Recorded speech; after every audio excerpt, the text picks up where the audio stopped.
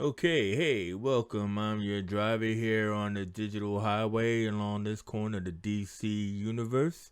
And I'm pulling up to a rest stop, and this time we're gonna break down episode 9 of Stargirl, Brainwave.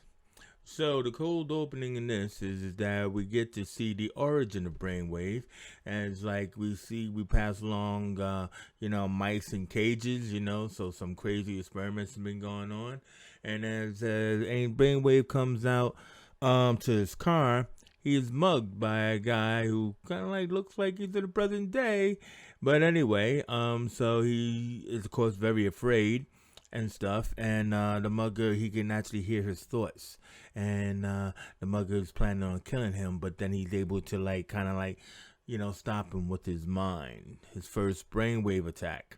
Then he goes presumably home, and he turns on the recorder and he sits down, and he says, "I think I've killed someone."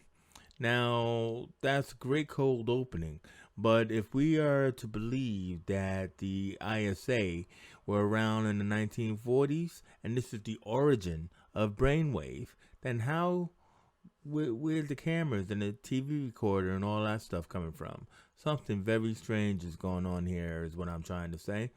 But anyway, let's move on.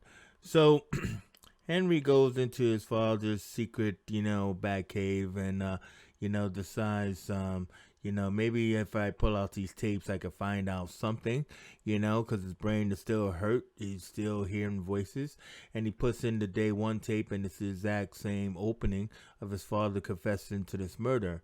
And, so Henry's shocked by this because, wait a minute, hold on, what? So he decides, of course, to put in another tape and then another. And, he goes on to that exploration down that rabbit hole. So then Beth is, playing I Spy. She's on a bike using the goggles and everything. And she can see that Cindy's not home. And then Chuck tells her that as far as her report card is concerned, Cindy is moved off to some other place and staying with her mother. She's going to go to study abroad. So she's like, how could she get away? Da, da, da. She didn't do the Robin snap and everything, but she drives over that manhole cover and everything, and we go down another rabbit hole and discover that Cindy is in a cage in prison, just like Solomon Grundy. She's shouting at her father, the Dragon King. He was like, I can't take this anymore. He's happy that, she let him know that Henry's got his powers. And now finally their plan for New America can finally take effect. And then she's like, look, if you don't let me out, I'll kill you like I killed my mother. It's kind of like Linda Blair in The Exorcist, really. He walks over to her, again, not afraid. He just shuts the door and decides to release a little bit of gas. Maybe that'll calm her down. Cold and calculating, this man, the Dragon King, and everything, and he goes down to visit the ISA, who was around the round table, and saying, "Oh, great of you to join us," and stuff. And he's like all polite, and he tells them that I think our plan should be able to take effect because Henry has the power, and he will be able to utilize it to take over the minds of everyone in all of America. So now we're kind of like getting a taste of what the plan is. The master plan for New America is to possess everyone and put them under their control, mind control. So that's what their whole big plan has been this whole time. So that leads us from the ISA, and we go to first to Courtney telling Pat that I really think that we should get Henry to join us. Maybe, he's not as bad as his dad. And Pat is kind of like preoccupied. And Courtney's wondering what's what's going on. He's like, if this is the Dragon King, you don't understand, So he pulls out another picture, and it's his old team. This is what I've been waiting for. The 7 Soldiers of Victory. Booyah! So we finally got a picture of them, and this is glorious. I mean, everyone from Crimson Avenger to Green Arrow, all the way down to the Vigilante. And of course, we got the Shining Knight. His outfit's not as golden as it is in the cartoon, but I'll take it. And but also what's strange in this picture, and Courtney doesn't mention it, except for the fact that, there's 8 of you. How could you be 7? And Pat was like, yeah, I know. We talked about that.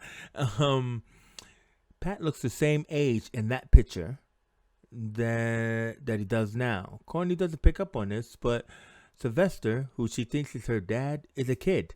Now, people were forgetting in the first scene, Pat, in the first episode, Pat said that I was 20 and Sylvester was 15 when we started doing this. So he was a Star-Spangled Kid as I was Stripesy. So I was his sidekick. But what we're not taking note of is that, well, wait a minute, you still look the same, Pat. Not only that, but you guys were around in the 40s. The Seven Soldiers of Victory was the second super team, coming out in the comics. So they were a real team. A lot of people don't seem to know that, but hey, you know what? I'm your geek, so use me.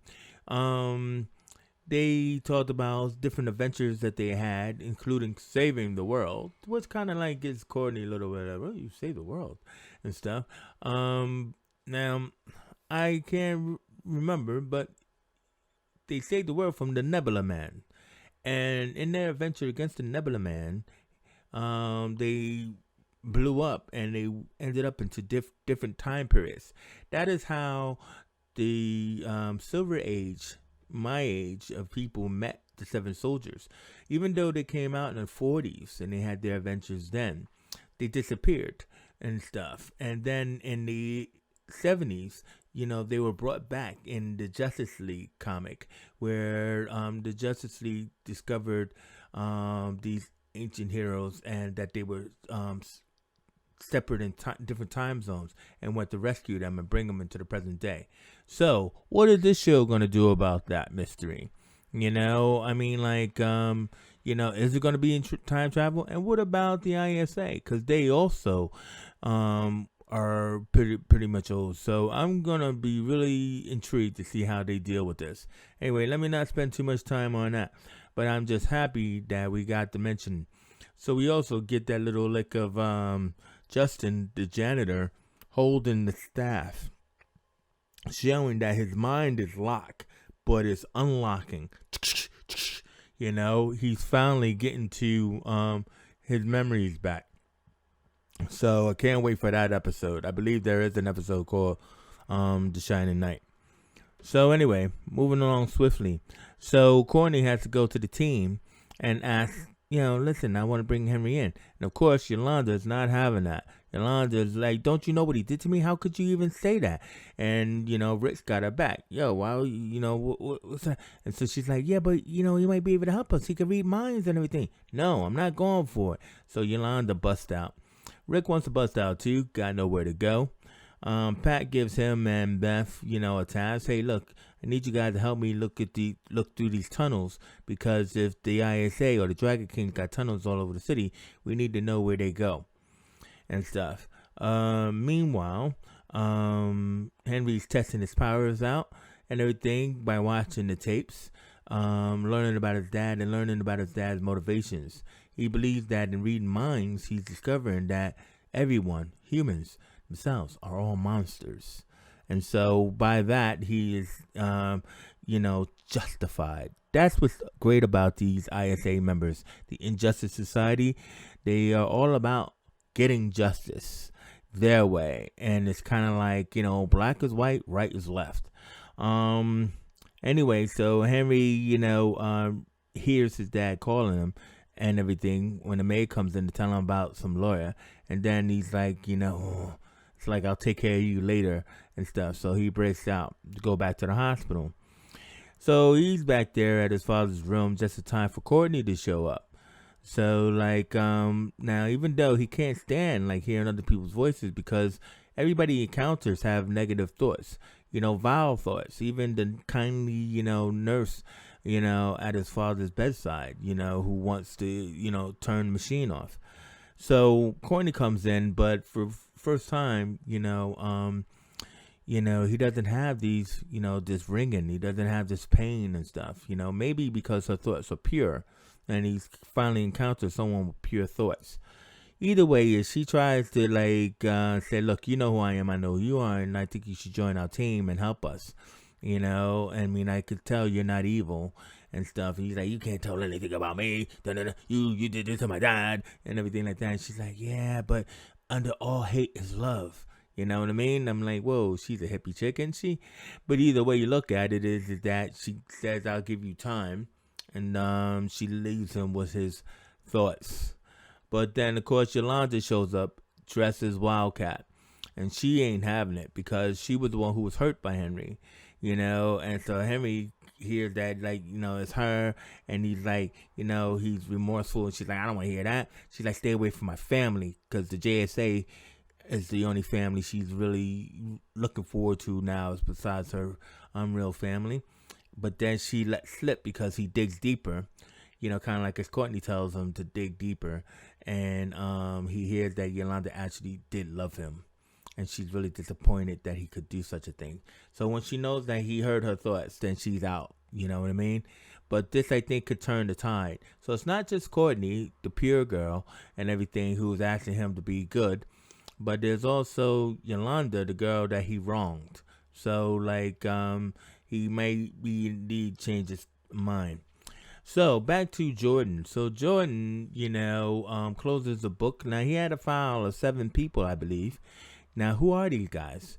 We speculated last time that the last guy he killed, this Teddy Riley, had a name similar to the Firebrand. So were these other people actually old members of the old Justice Society All-Star Squadron?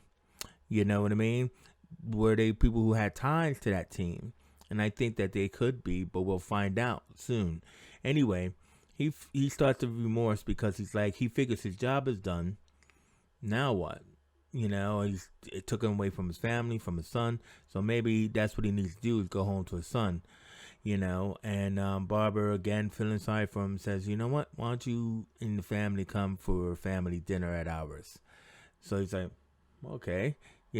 Now what's interesting is that there's a whole Clark Kent glasses scenario going on here. Just because you see that person and that person obviously has the same hair, same look, same build, you don't automatically assume that they're the same person. I mean, you could say that, isn't that what Cindy did? But no, not really. There was a little bit more to it than that. But I don't know if Jordan knows that Courtney is Stargirl. He probably needs somebody to say, yeah, well, Stargirl, because he's never really seen Stargirl. I mean, when he killed Joey on that bridge, he didn't. Oh no, he did walk up to Stargirl. That's true. So so yeah, I'm not sure about this. So anyway, we go to the house. And Pat comes home and he wants to tell Barbara everything. And she's in the midst of trying to make dinner and stuff. So he's like, well, I'm the cook, whatever. So, it's like you could tell she's terrible in the kitchen. So, he's like, let me handle it. Courtney comes in and stops him from telling Barbara and everything, but the doorbell rings. Saved by the bell. Anyway, Courtney goes to answer the door and it's Cameron with his dad, with his dad's parents. So it's like, whoa, is it kind of cold out here or what? Anyway, she doesn't know he's Icicle, so she just lets them in. So she's just thinking, here's an awkward meal and stuff like that. And so as they all sit down to dinner, the grandparents don't like her, right? I don't like this girl, yeah, man, and stuff. Pat, kind of like, yeah, you're digging on my wife. You could tell that, Mike's caught in the middle, oblivious. Hey, we ran out of food because of all these people. So then Courtney goes and gets another bowl out of the hot oven. So she has to use big hot mitts and everything. And then when she puts it onto the table and stuff, Jordan just picks up the hot, tray as if it's nothing. She's like, now, Brett Bassinger, man, look, I love her, man. I love her reactions, but they are a little bit high. She got to dial it back a little bit and everything. So, doing this all the time is kind of like, pretty awkward. So then she calls Pat into the kitchen, just like a sitcom and everything, and she tells him that he's Icicle. So Pat doesn't even flinch. He believes her right away, and everything. So they're like, "What are we gonna do?" And stuff. I don't know. Do you think his son is Icicle too? It's like, I don't know. I never knew of a kid with ice powers.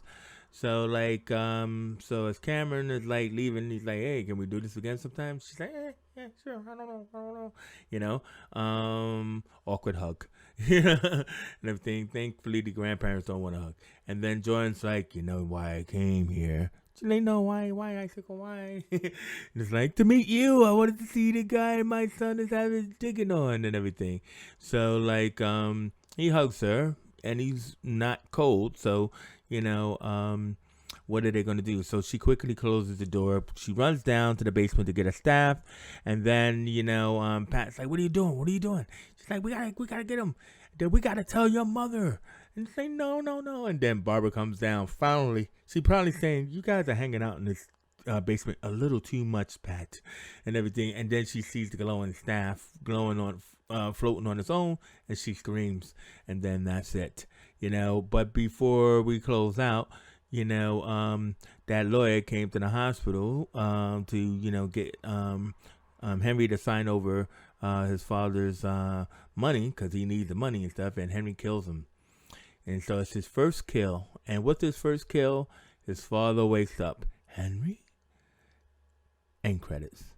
So, I mean, like, what do you guys, we, not many shows left. I mean, we're on a roller coaster ride. Next week is Brainwave Jr. and stuff. Is Brainwave going to have his powers?